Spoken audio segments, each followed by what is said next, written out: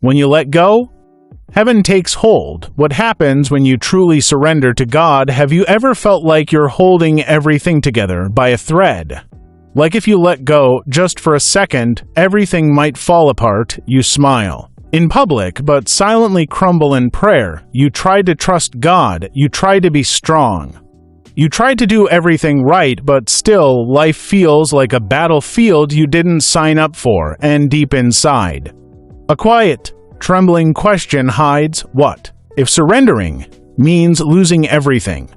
What if letting go means God won't catch me? But here's the truth most people don't tell you. Surrender doesn't mean defeat. It means deliverance, and sometimes God waits for your hands to be empty so He can finally fill them before we step into this journey of surrender. If this already feels like it's speaking to your heart, like, share, and subscribe to our YouTube channel. Now, let me share you a story of a girl. Her name is Lyanna. She has prayed.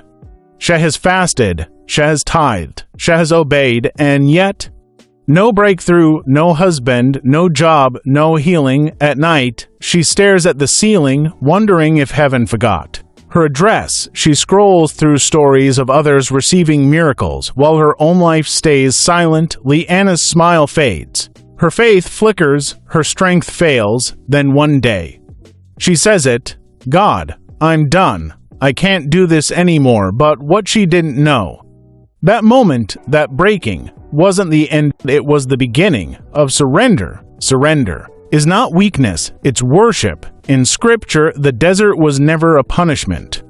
It was a preparation. Joseph surrendered in prison before God raised him to the palace. Moses surrendered in Midian before he ever saw the Red Sea part. Jesus surrendered in Gethsemane, sweating blood, before he ever wore a crown of glory before resurrection.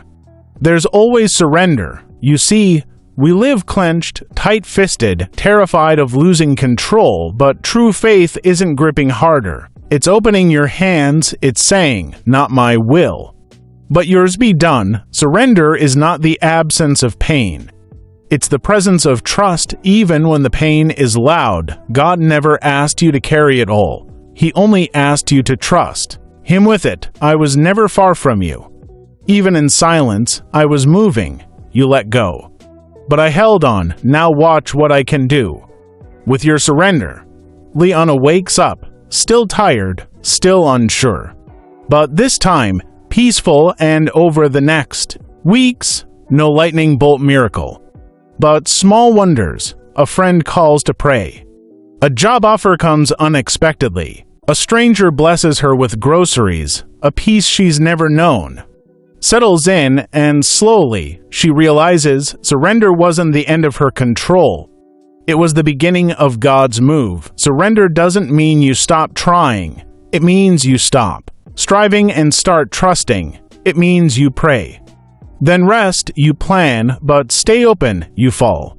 And still believe He'll catch you. They didn't see the end, but they surrendered, and He made a way. You may not feel ready to let go. But surrender is not about feelings, it's about trust, because when you place what's most precious into God's hands, He doesn't waste it, He transforms it. So ask yourself, what am I still holding on to?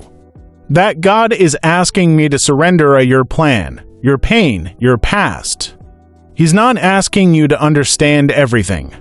He's asking you to trust Him in everything, because the safest place for your dreams is in the hands that created them. When you surrender, you don't lose control. You give it back to the one who had it all along. Trust in the Lord with all your heart and lean not on your own understanding. In all your ways acknowledge Him, and He shall direct your paths. Proverbs chapter 3, verses 5-6. If this message spoke to you, share it with someone who needs to hear it. Let's remind the world, God moves when we surrender.